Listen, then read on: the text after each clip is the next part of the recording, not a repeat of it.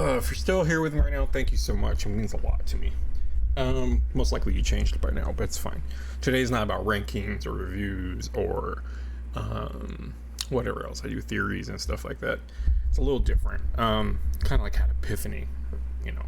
So if anyone's still here, it might get a little interesting for you if you like getting into people's businesses and being nosy or knowing things like that.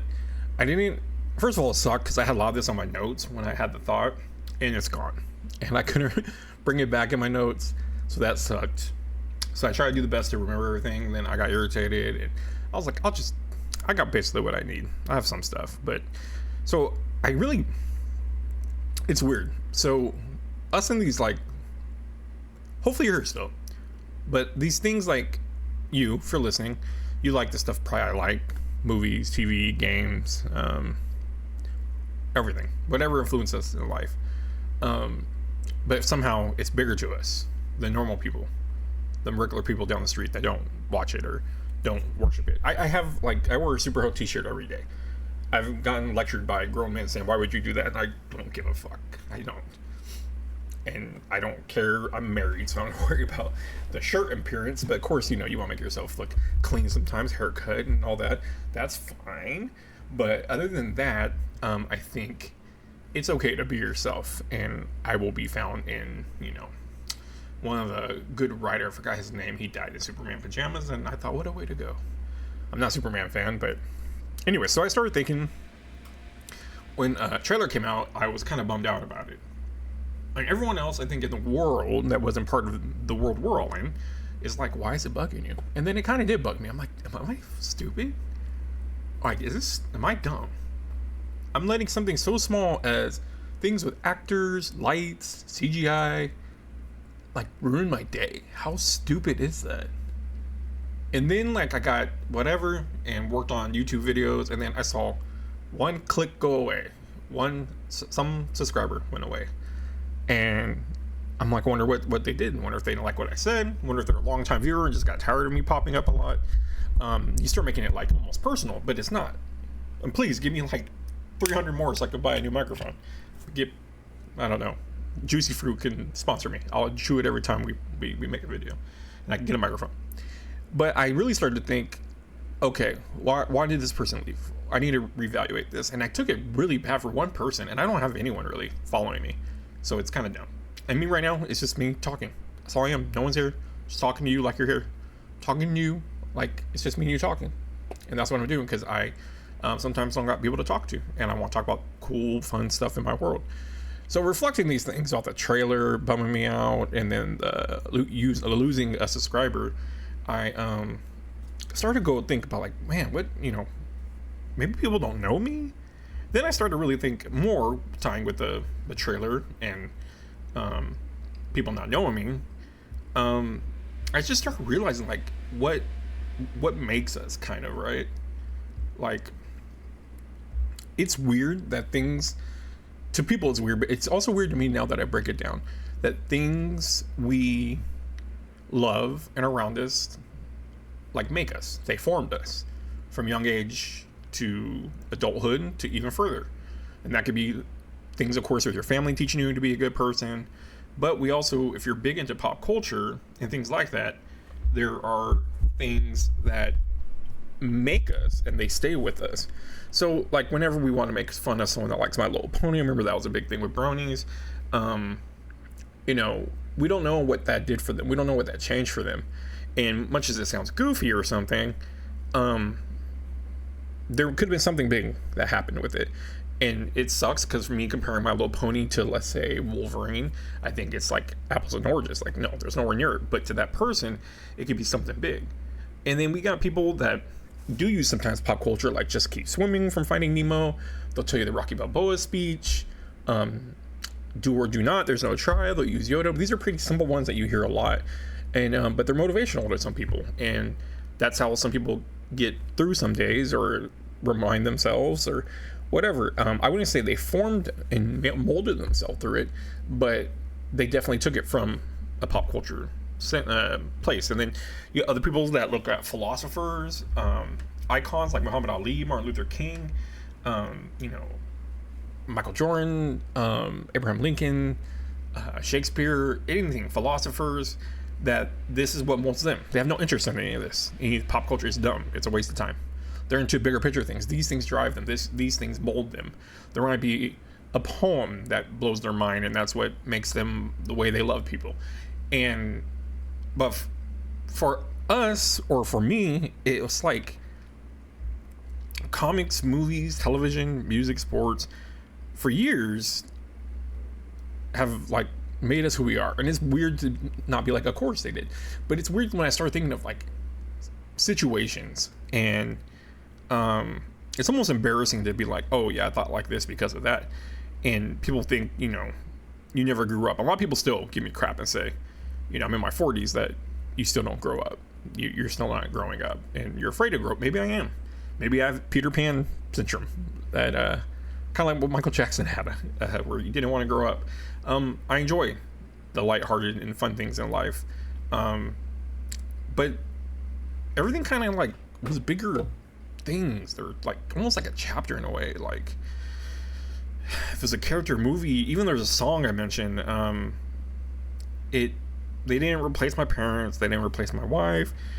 They didn't replace real life, but somehow like they always seemed to arrive when I needed it, and I cling on to it, and it went with me when I grew more. And I think a lot of people have that. There's a lot of things that touch someone, even if it's like a sports team or something, and then they get the logo on their arm, is because something happened with that. It was him, the guy in his dad's favorite team, or it's something he shares with his whole family, or he's just diehard and has followed him since he's a kid, and it's been part of his childhood and up. So this isn't about like my favorite characters, favorite songs or whatever. It's just things that I remember happening to me, and how much it reflected with what I talk about now, the pop culture and stuff. Like Wolverine's a big thing to me. Growing up, Wolverine was just my jam, and he wasn't really popular when I liked him, so there wasn't a ton of things to like rock it when you're like in kindergarten. We would have to order Michigan Wolverine shirts and stuff like that. I'd wear those, but I just, as a kid, I had I still have anxiety, but I still had a little bit. I had different kind of anxiety back then. It's just gotten bigger, but I hate getting all into the mental illness thing, unless that's part of the talk. I don't want to get too much into it, but I used to always just say, just be like Wolverine. Just be like Wolverine. Every time I was nervous or whatever, I'd reflect on that. Now, as an adult, that kind of sounds stupid, but I think till this day, sometimes that pops in my head. What would Wolverine do? Almost like, what would Jesus do? And that's what I think about too. A lot of people will look at the Bible and scriptures to give them hope. Is it bad that I'm looking at, issue whatever of Wolverine that got me through it? Or a popular panel that shows him getting up? Like, it almost feels like bad, but then it's like, what can I do? How can I change what made me? And I just saw with this character fearlessness, and so much, even to this day. Channel's Best There Is Entertainment. I created the channel when I owned my comic hobby shop. Best There Is Cards and Games, and my son's name is Logan because of Wolverine. It has a huge impact in my life. So clearly it wasn't just some random character that passed by me. It was something that clung on to me, and so much that I have a tattoo of it even of me. I have a lot of superheroes on me, but he was my first one. Actually, my first one was Snake. His sound effect was, that was when I turned 21. I think I got it. But regardless, it was something that like came. I'm just interested in people. They have to have these things that are in our world that that connected us somehow, and it's with us forever. If it's either these guys I see that have like Mario tattoos on them, Pokemon, tattoos on them, Magic the Gathering tattoos on them, like something triggered something that made them do it. It wasn't like a whole I'm a fanboy fandom. Sometimes it could be, but most of the time people have a connection with something. And mine, the more I was thinking about when I was like, do these people know me? I was thinking about like why it's so special for me to talk about things, and it just started popping up like events. Like I got COVID like really, really bad, especially I was during the end of my run as a store owner. My wife shut it down because she thought I was gonna die. They had to put me on a ventilator. I knew if I got on a ventilator, I was gonna die. So I used to talk about that all the time. I'm paranoid and scared of getting sick all the time. And I was on TikTok all the time. People were always doing videos about them in the hospital, and their videos would disappear because they died, and it killed me. And I always noticed when they got put on a ventilator, that is when they died afterwards. So I always told my wife, if the time comes when I get put on a ventilator, I know it's over. And that time came, and my wife, of course, knew that wasn't me saying, don't put it on me, because if I have any chance to live, I would take that chance to live. And she did think about the part that I didn't like the idea of it, but I think she understood that it was more so the thought of that when you get that, it's basically over. And they told her he's gonna die if he's not on the ventilator. So it induced me in a coma, but it's weird. I had weird dreams, and I guess I got like delirium or something, and I would keep fighting them. And I don't remember I have like glimpses in my head of fighting them, and they chained my arms or my wrists to the bed because I would keep fighting them. And I have small flashbacks I could see of the fighting, but I remember keep telling myself, you're Weapon X, you're Weapon X. You got to get through this. You got to fight out. You got to get to your wife. And they would do like little calls. They let me talk to her on a screen, and I would like flip it off and try to kick it, because I think with my eyes blurry without my glasses on, I didn't think it was her. I thought it was like this whole program. They were faking it. They caught my wife. I need to get out of this. And when your oxygen is not all there, you're not thinking clearly at all. But the weird thing to me was I kept going back to Weapon X the whole time. I kept thinking about being chained, and I needed a fight to get out of here. And it gets me even a little emotional now thinking about it, but like that's some like strength there, like behind a character named Wolverine, you know? That's something there, that where I'm close to death, like the idea of Weapon X came into my head while I was out of it. And I think that's just crazy. And it's just something that I couldn't imagine a fictional character like that I held with me all my life. Again, this was, you know, mid-30s, I think, was brought into my head during times they were like, I don't know if they were losing me, but they were trying to do things to me, because that's when I was fighting. I kept ripping the IV out of me, I guess. And during that time, I still went back to Wolverine. And I don't know, people think it's silly, or they think my story is dumb, but I just think maybe if people have stories out there, it's cool because we all have connections. Maybe they're that strong. And after even having COVID, I had really bad survivor's remorse. The day I lived, my mom, or the day they took me off my ventilator, and I couldn't really talk. So I think it was maybe a couple days after.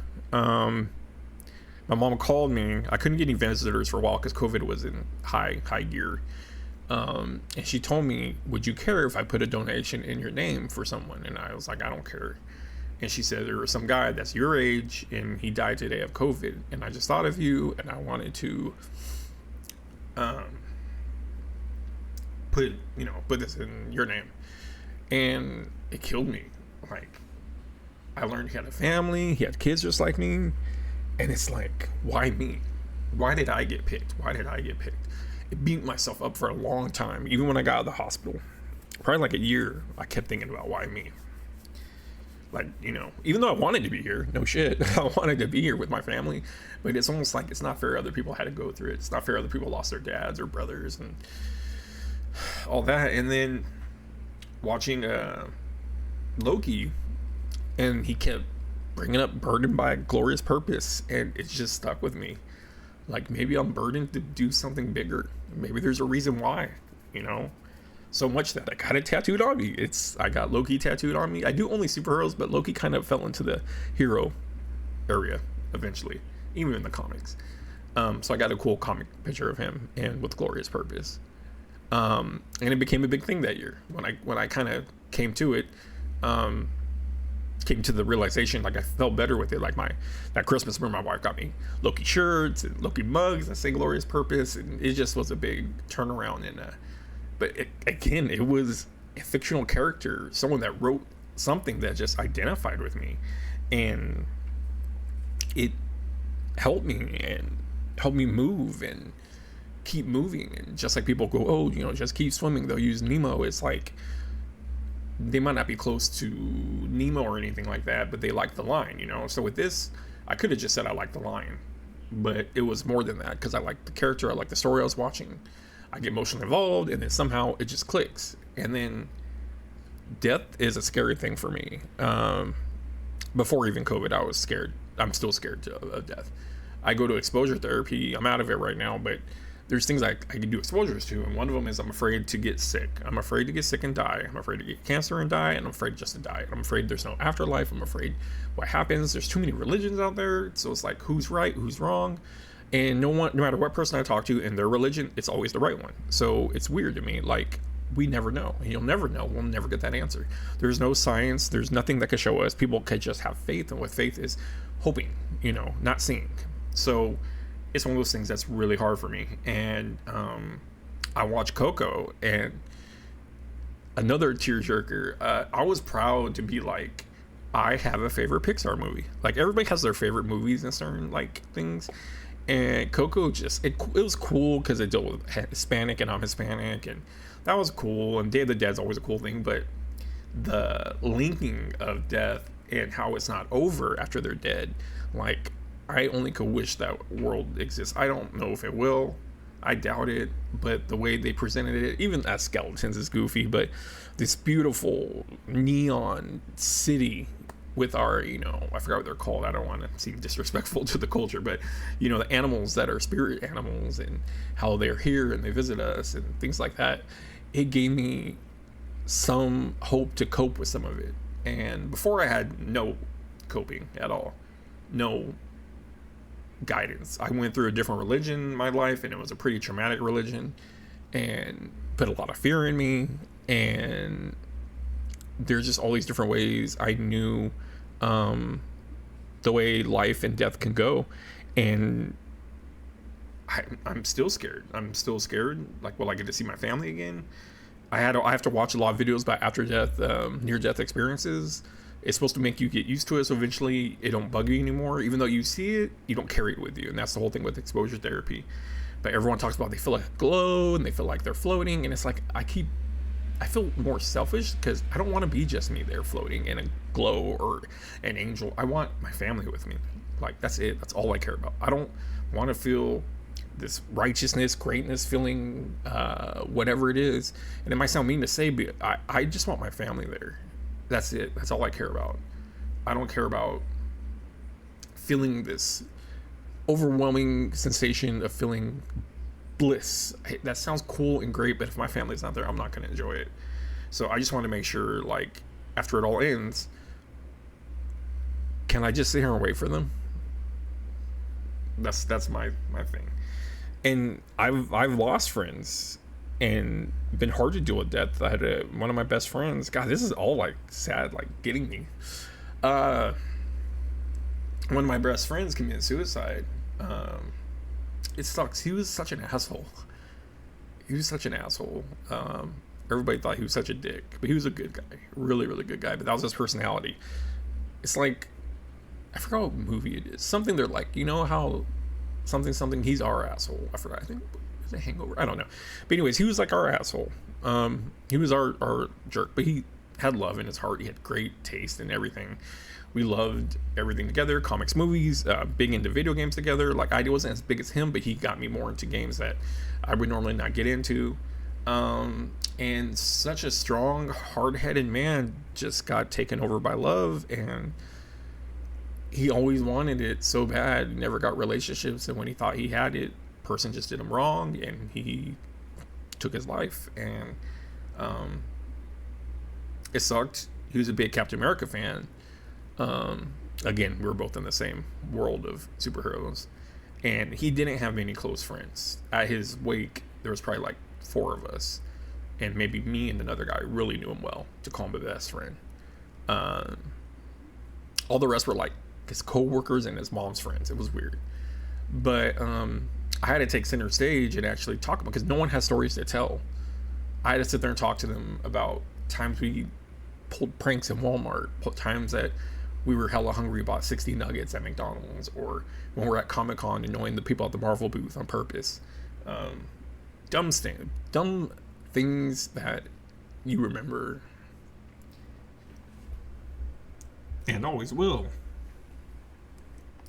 And him liking Captain America so much, his mom's urn she got him was has a Cap shield on it. It's really, really pretty, really nice.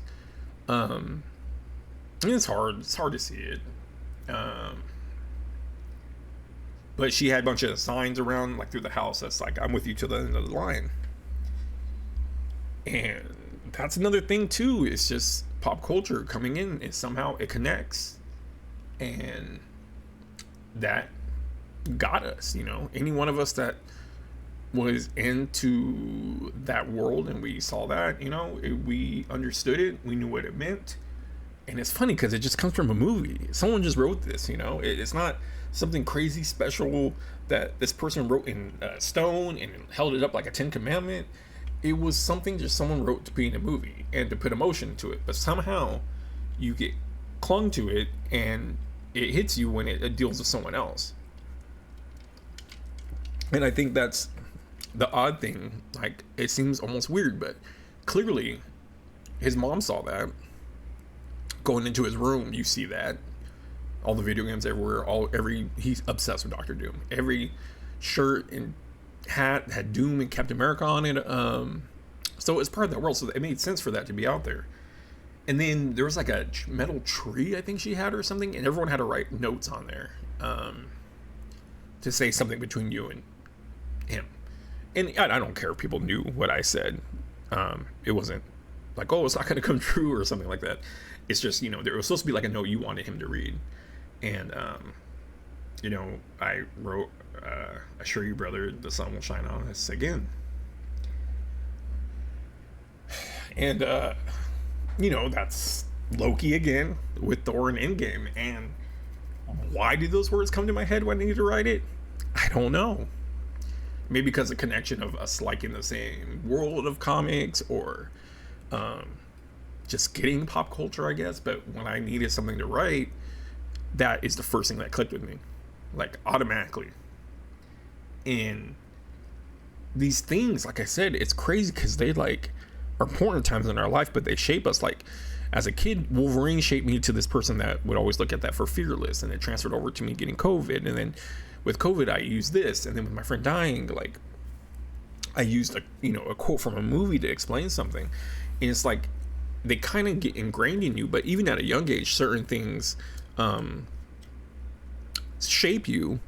But at the same time, when you're older and you're looking at things all around you that you enjoy can almost like save you and make you feel better. I don't know how many times people are out there depressed. My depression is a lot better, but people I've talked to have been really depressed, but there are sometimes some things that make them happy. And sometimes it's a cartoon, sometimes reading a comic, and sometimes it's other stuff like, a good yoga workout or something like that. A good meditation, nothing to do with pop culture, which I've done both and they're great too. Yoga's just hard. But there's things though that will help people, and they call it, like good medicine in a way. But it's one of those things that sometimes I feel weird about it. Like I let Coco help me with death. Like why? And a lot of people will go like, oh, it's fine. It's a movie, and you're gonna relate to it. But I'm like, but it's deeper to me. Like I have a real big problem with death, and it's something that helped me get a little ease out of it. I'm not completely over it, but it's just, I don't know. I just think sometimes it's weird when we think about it that these things, like I said, like thinking of a thing to write for him, it just comes from a TV show that's new, was new at the time, or a movie that was new, Endgame. And he only saw Infinity War. He didn't make it to Endgame.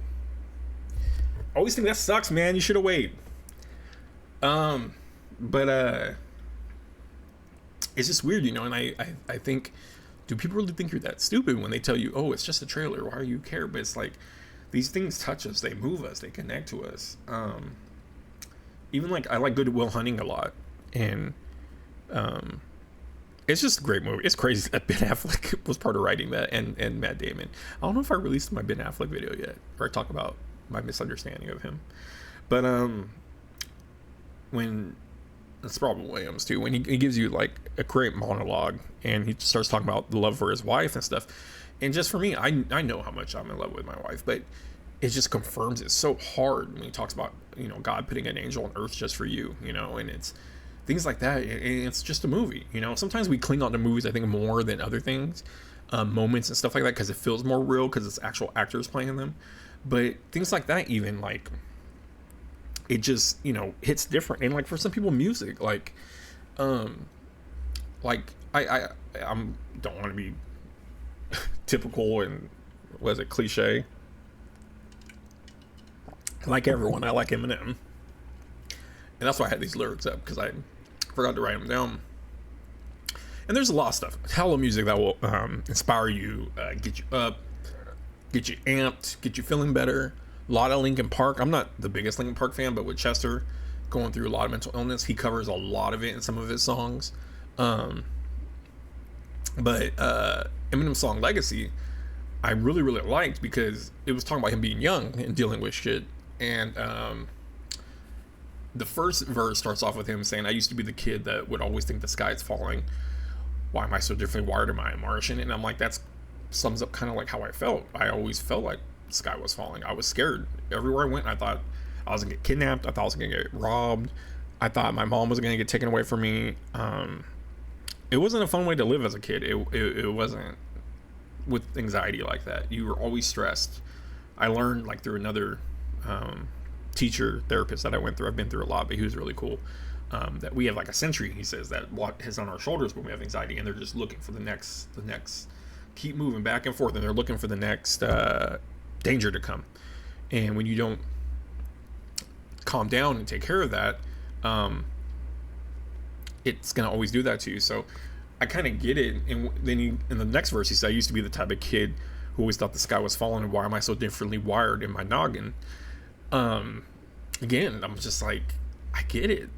I've been told all the time, you have a chemical imbalance. It's not a chemical imbalance. It's you're not getting the right proteins or vitamins or something, or no, it's you're not getting enough serotonin.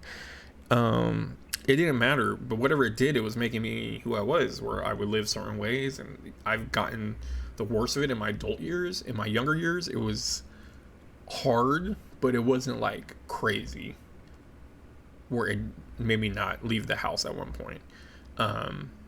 But when I listened to this, I was like, I remember growing up like that, thinking when I heard this and that, you just think, am I a Martian? Am I wired differently? And then, like, his last verse, he comes on, and it's pretty cool, because he said, I used to be the type of kid that always thought the sky's falling. Now I think the fact that I'm differently wired is awesome. And I blast this song when I shower and stuff. It's just, his more is like coming out to the part that, like, music kind of got him out of the idea that he was weird. And then once he started getting more into music, he realized, fuck it, I'm weird, but this is like making me good at music and all that. And for me, when I heard that, I was like, I think having all the issues that I had, even growing up and hearing this as an adult, made me realize, like, all the cool shit you've seen, all the comic conventions you've been to, all the movies you've seen, the comics you've read, TV shows you watched, video games you played, all that was because of your fucked up head. All of it was from your wired brain. All of it. No matter how bad it sucked sometimes, no matter how horrible days you had, it all came from you being a Martian. And at the end of the day, listening to this as an adult, you're like, yeah, like, it's kind of hard to be cocky sometimes, but you're pretty fucking awesome that you had all these weird things going on with you, but on top of all of it, you were fine. You do have issues, but when it comes down to it, having all these interests and things you liked, you're pretty awesome dealing with it while everything feels rewired, feeling out of touch. Like I said, it's just different. It's just a different vibe, different feeling. And I remember really getting that. And then, like, having a panic disorder, it's really hard for me to go into buildings a lot. Agoraphobics, it's different. Sometimes fear of open spaces. Sometimes they don't want to leave their house. I've had both. One really hard for me is to go into big buildings. I get overwhelmed. It looks too big. It's whatever. It's a whole nother story. But, like, what I would do a lot, I like wrestling, and people will hate or not. I like CM Punk a lot. People hate CM Punk.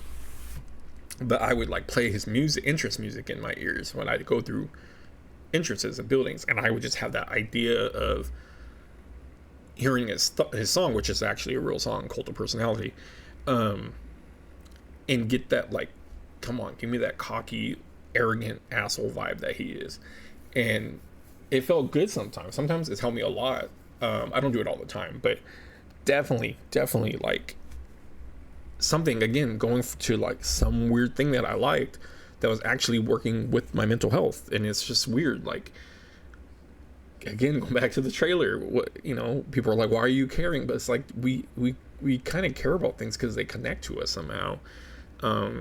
Even when in like my good days, I used to drive a lot, and I had like a driving mix, and I had the best song probably to drive through was Danny Elfman's Batman theme. Like, it just took me, man. Like, I had a muscle car, so it rumbled, and I just felt, I don't want to say invincible, but I just felt like good. And it's crazy. It's just a Batman song, but it's just that vibe. It hits you, and if you don't understand it unless you understand it, what that song does for people, the feeling you feel, the triumph you feel. And I remember just listening to it in my car all the time. And it's kind of weird that most people will, I play music, rap, or whatever. I had all that on there, but sometimes I would have to listen to me some Elfman, and it just would help a lot. And even going back to the agoraphobia, like, I have Sentry. I don't know if you can see him. Sentry's on my arm. There's a whole, I'm gonna do, I think, a whole video on Sentry, but long story short, he has a lot of mental illnesses, but he at one point has like agoraphobia. He's afraid to leave because he's so powerful. It's like, imagine Superman being scared that he's gonna hurt someone because how strong he is. That's kind of what Sentry went through. And during a story called World War Hulk came back to Earth after they sent him away. He was pissed, and this is the angriest he's ever been, and he starts beating the hell out of everybody. Like, every superhero that tries to stop him, they can't. Tony and the Hulkbuster, not gonna happen. Doctor Strange with magic, not gonna happen. It just wasn't going on, and they wanted Sentry to come. Sentry's like, I think, stronger than Superman, actually, but he has all the downsides of being it. And if people watch Thunderbolts, you'll see Sentry somewhat in the movies.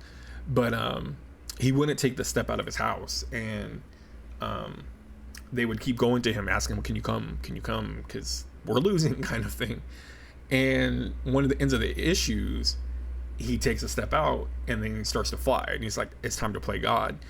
And that just, like, got me, dude. It's like, again, not the whole God thing, because I don't think that's what he's even saying, he's God, but it's time to, like, take down this epic proportion of a person and, lay him to rest, basically. And that small of a comic panel, I can still see it in my head right now. I just remember thinking about that a lot when I was trying to get out of the house, and I would just think, it's time to play God. Like, it's time to play God. And it was just one step to get out. And everyone would teach me about, get better 1% each day, get better 1% each day. So for me, it was always steps, get another step, and then, and just getting out and stuff. And then during those times, it was hard because my son has never known me without panic disorder. It sucks. I didn't get to do the things I wanted to do with him. Like, my dad would take me to the movies all the time, we would be at Walmart, Toys R Us, and Target all the time buying toys. And unfortunately, my son didn't get to do that with me, but luckily, I got to raise him at home, and we got to do a lot of stuff together at home. I made sure, I suffered deeply with depression during that time, though. They took me off my medication, and it was really hard. And I had to fake it so hard how bad my head felt foggy. I remember I just didn't want to live. I would never hurt myself, but the feeling, you just feel like it's hopeless, like you can't live with it. And you would have to fake it. You'd have to fake it for your son. And I'm glad I got those years with him, raising him while my wife worked, and I got to sit there, make him his lunch and stuff. It was hard. It was very stressful when you're shaking from anxiety or freaked out from something, or afraid. When there's times where he's a little baby, I had to put him like in a little bouncer thing, and I'm trying to do something, and I'm getting worked up. And then you also have intrusive thoughts. Sometimes you'll see like a knife, be like, oh, what if I grab that knife and I did something bad? And these are things that if you look up anything with OCD with intrusive thoughts, a lot of people have these. So it's nothing to really be afraid of, unless someone's like, if people don't have the thought of, what if I did this, that's not good. You learn that in all these classes and therapy sessions, that if someone just grabs it and thinks it's normal, and that's just bad. But if you think, what if I did this, that's just OCD talking. You're fine. And I've had to help people in class learn that as well, in classes I've been into. But so there's times where you're dealing with these things, and a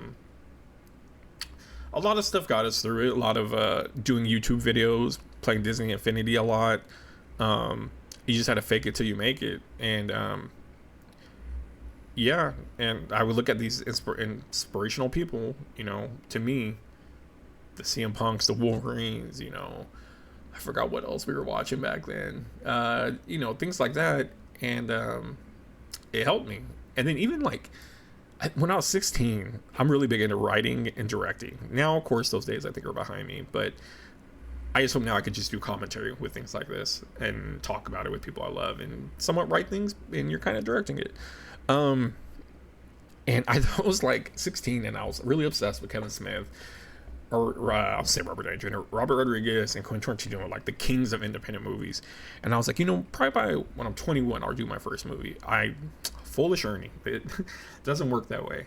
So time just kept going by, meet my wife, eventually get married, and I take a lot of focus out of that. It just turns into life. You're working and school and wife, then kid, and you have days where you feel like I missed the boat, like I missed my purpose, and it sucks. God, this video is so long. I hate that it's just a therapy session basically, but trying to get people to understand like how these things are so big to us. But whatever, if someone watches it, at least one person, maybe it'll be cool. But yeah, because I can't really sum up these stories so fast without explaining it. And I thought like I missed the boat on being something that I wanted to be good at. And me and my wife were watching Guardians 3, and Nebula tells Drax, you were never meant to be a destroyer. You were meant to be a father. And like my wife looked at me hella teary-eyed. And she later on was just like, I just thought of you. Like, you always think you were meant to be this, you're meant to be that, and you're still fighting, you're still trying. But she's like, you're already like one of the greatest things in the world. And it still touches me. Like, it means a lot for her to think that way of me, and to relate that to me. She's into stuff like, somewhat. She's halfway in, halfway out. She would never probably be like how she is now if she never met me or married me. But now she's like, when something's on the ground and she says, oh, that Dalek on the ground, I'm like shocked. You know what a Dalek is? Like, I don't think you remember that. But yeah, so a moment like that was just pretty cool, because it is an emotional moment in the movie. But it connected so much to me eventually, but to her right away. Like, my husband thinks this whole time he's nothing, but he was born more than anything, a director, a podcaster, a writer. More than anything, he was meant to be a dad. And I think that just hit her, and just worked in certain ways. And there's like other things like Kobe Bryant I like a lot. It's sad he's died. He could be controversial sometimes too, but he's had that thing with Mamba mentality. My wife would mention that word sometimes to me, because it's like this, people would just say it's this fearless discipline, movement, not stopping, just going and putting your all into it. A lot of things come behind that, and I just know it's just showing up, improving consistency. And I love watching the guy to death. And I have his Mamba logo on my leg, just to kind of always remember, like, I wasn't able to walk when I got to the hospital because my legs were so weak. And then I just kind of have it there as a reminder. I think people would think it's nerdy, like getting a Nike logo or thing. But it's a little more deeper to me, because it's this mentality that you have to push and you have to discipline. It's not about basketball. It's just about not quitting, and you just get chaos thrown at you and you have to go through it. So that's even not like really pop culture, but it's still something that sticks with me. I know I was talking about Dalek falling, like Doctor Who, like that. Oh man, like the Doctor gives me so much confidence sometimes when I watch it. Just how he like beats people with like brawn or brain over brawn. And one of my favorite things, I think the 10th is my favorite. I love Tenet, but 11th I think had really good stories though. Like, I think my son and me enjoyed watching those ones more. I hate to say it because I love David Tennant more as the Doctor, but Matt Smith did a really good job. But anyways, his first episode, um, when he finally gets to put the bow tie on, he gives this big speech, and they're showing all the doctors before him, and the beat's hitting up harder, and he walks through the hologram, and he says, "Hello, I'm the doctor," and he's like, basically, run to the alien, and that just like even right now it gives me goosebumps. It is such a cool moment of this passing of the torch and what it means to be this character. And it's just something that I was like, that's just pure confidence. And I always think of that, and like till this day I hear that music and I just think like, yeah, I can figure this out or whatever. If I'm in a bad situation, as soon as that the Doctor the 11th theme, I don't know if it has a name, but he's the only one that really got a theme, I think. A lot of the companions get themes and stuff, but yeah, I hear that, and I just, it's Murray's Gold music. That's the guy's name that made. I think I wrote my notes. Yeah, but that scene is again something that is etched into me. That again, like, I have moments, and then I hear I hear it just start up in my head, and it just, and I'm like, is this normal? Like, do other people like that have a hard time? Like, I feel like they go like to maybe the Bible or think about something that maybe a elder told them, or you know, it depends where they come from. But it's just all these things like, am I weird? You know, and I want to say no, I'm not weird. But when I think about me next to the next normal person, they would find it weird that I have all these things and things like this hit me. And while I grew up, certain things pushed me and made me and gave me courage and gave me strength. And of course, if you're raised by your family, and if you're not, you know, things happen, whatever. But for me, raised by my divorced parents, they still did what's right by me and taught me bad from good. I even think a lot about The Bronx Tale. Great movie. I'm gonna have a video about that movie because a lot of people haven't seen it, and I'm gonna talk about why it's awesome. A lot of lessons learned in that movie. It reminds me of my dad a lot. And in the big quote in it is the saddest thing in life is wasted talent. And that's always stuck with me because it's sad. And when someone doesn't get to use what the gift they have to the world, and you see a homeless man playing the violin so beautifully, it sucks. I mean, maybe they're doing something for someone at that moment, but it sucks that they weren't able to get that chance. Maybe it was because of drugs or the money, who knows. But it sucks. Or someone dies too young when they had so much talent in them for something. When you bring something to the world and joy, it is a horrible thing that if something held you back or you couldn't have done it because of circumstances. So I always like that out of that movie. And again, that's something that came out like in 93 that I probably saw in 95, 96 that I picked up from. And a lot of movies, of course, I think movies are really big for inspiration and to get you through things. Like at this moment, like, I'm having real big trouble with time. I think it's just seeing people get older, and you know, when you see my gray hairs probably came in like 4 or 5 years ago. Excuse me, but you see, it's like in the song "Dream On." Aerosmith, he talks about seeing his lines getting thicker, and I always think he's talking about his wrinkles. Maybe that's what it is. Maybe that's not what it is. But I always think that. And it's like over time, your face just starts not looking like your face, and you look at old pictures, and they don't look like your pictures, and then you lose your older loved ones, and you know, you see your nieces and nephews aren't little anymore; they're driving now, and I just start getting with anxiety and panic. A lot of it is you want control, and the fear is loss of control, loss of going crazy, because again, all that adds into not being in control. So a lot of that hits you, and then with time going by, my son turned into a clock for me.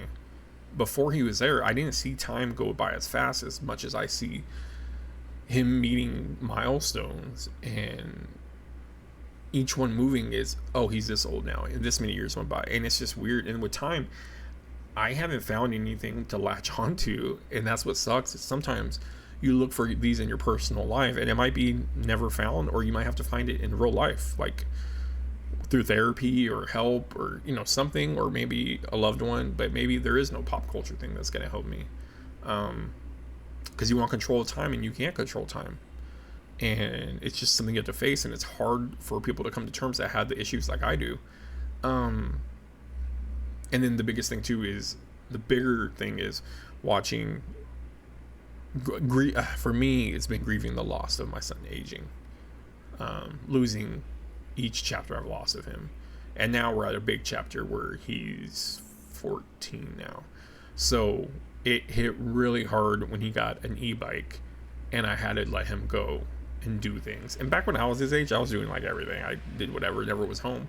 But for me, he was always my little sidekick, and now he's out doing his thing with his friends, and then I would worry. I had bad weeks of me getting panic about what if he gets in an accident, or like I would see something on the news and I'd freak out.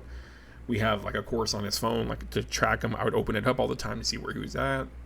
If it wasn't moving for long, I'd want to know why. It's just tough. And then getting older too, like over like a few days, like I'm like his voice changed, and I told my wife, "Did you notice?" Like she's like, "Kind of." And then it was just clear as day that it literally over a few days his voice changed. And my family were all hanging out once, and my younger sister's like, Logan, your voice had changed. I'm like, oh my God, that's all I need to hear. And it made me feel crappy. I should be enjoying it. Like my wife says, be grateful that you have your son at this age. Some people don't have their son this long. And I agree, 100% agree. I should be grateful. It's just hard. It's just hard to be okay with someone that's not going to be that way someday.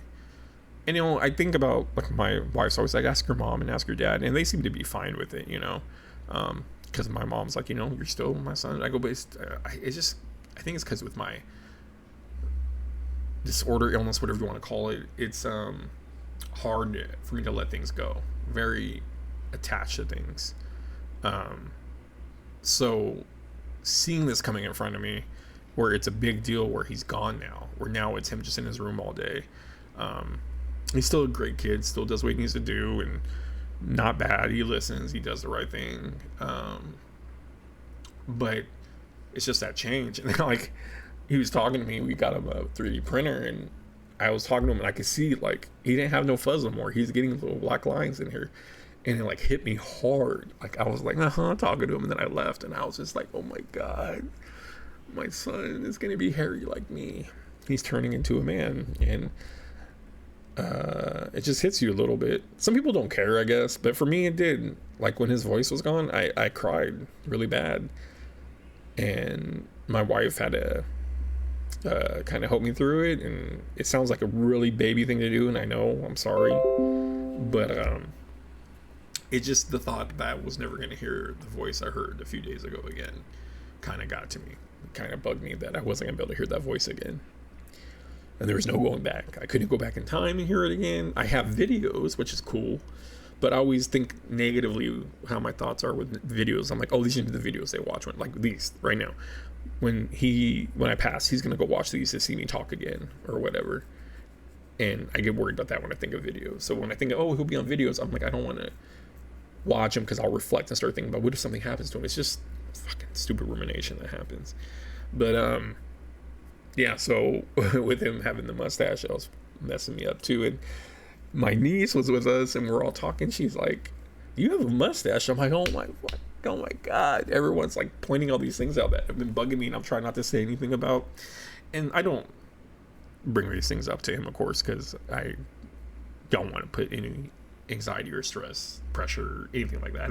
I'm not open with him about the struggles I go through. He sees a lot of the struggles I go through, especially now that he's old enough, he understands. But I don't want to ever put things on his mind that I struggle with about him. And I know that'd be a lot for a kid to hold, so I would never want to do that. Yeah, but back to the beginning of all this, like, people have religion, people have philosophers, historians, leaders, athletes. Mine all come from like stories, and they're not real life stories most of the time. They're fake. And for some reason, they help me get through things. Lessons I've learned, things that have helped me get through things, chapters of my life, just a lot of stuff. It's just a lot of these things just taught me how to live. And when I thought about the trailer and how much it bugged me, then I started thinking about maybe these people don't really know me because I lost a viewer. And again, it's not that big of a deal when you think about it. But then I just started to think deeper about other stuff because of that. And then I started thinking about how much these things in life all around me, I just connect to. And growing up, it formed me and made me who I was. I'm this big mush that my parents sprinkle stuff in of themselves and other things. But then there's a thing that helps you make your soul. And that's all the interest and the things that move you and the things that change you and the music and everything, like even the sports. It's all these things that make you to the person you are. It is, of course, your parents or whoever raised you, or if you weren't raised good, that affects you. But there are things in life that, I like Raphael because when I was with my group of friends, I always thought I had to be the tough guy. But plus Raphael was just badass. But those were the things. It was just like, when you're like a Ninja Turtles, that's the vibe you got. And that's what would cling on to you. So that's why you dressed up like him. That's why you had a pair of size in your pants, So I just think it's interesting when I thought about it. Again, this isn't ranking. This isn't theories. This isn't a debate. This is just me talking about if people see the similarity. And again, people probably aren't even here anymore. But if you made it this far, like I always say, you're a good person. Thank you for talking. Hear me out. I get like 6 views at the most per video. But if people actually sat there and watched all this, I appreciate them hearing me out. And also reflecting on what you've been through of anything. If I ever got enough people to watch a video, this would be a cool video where I like to see replies of people explaining things that happened to them in life and how something, be it sports, pop culture, music, got them through something or moved them through it. Not even getting them all the way through, but just pushes them a little bit, just like me putting CM Punk just to push me in a doorway. And I may not make it through the whole store, but it's a step. I just hope people do watch it and they do care and think about how all these things do affect us. And maybe it is important that we get upset over trailers. Maybe it is important that I wear a superhero shirt every day. Usually not for the fact of, I'm gonna wear a superhero shirt every day, but the fact that this is me. There's a reason why I have these tattoos all over me of superheroes. This is me. And this is what makes my soul up. My wife and my son are my heart. And sadly, my wife's my backbone as well. I'm my belly. But your soul is just all these things that a little tornado that picks up a bunch of stuff. And along the way, you picked up friends and family and stories and, everything. But sometimes those stories are through comics and movies, and we learn lessons, and it changes sometimes the way we look at things. And overall, I'm grateful. I'm glad. So looking back, I guess it's okay for me to be a little upset about a trailer because it meant something to me. And it's kind of nice to, even if something makes you mad or sad, I guess you got to be grateful that it was good enough or meant enough to you that you're able to get upset over it. Because if it wasn't that important, you wouldn't get upset. You would just let it be. But since it's important or you loved it a lot, it's worth grieving. It's worth upsetting. Because if it was something not worth it, you wouldn't care. Just like my son. Grieving over him getting older. If I didn't care, it would be fine. But problem is, you put so much love into it, it feels different. So at least there's something there that you really love, like my son. Movies for me, comics, whatever. You love it so much that things bug you. I think it's okay because that just means how much you care about it. So take that away from it, and hopefully someday someone will watch this and tell me what made them feel good and what helps them get through, or what circumstances help them get through something. Maybe they'll find out something and I can learn from you. We'll see, hopefully.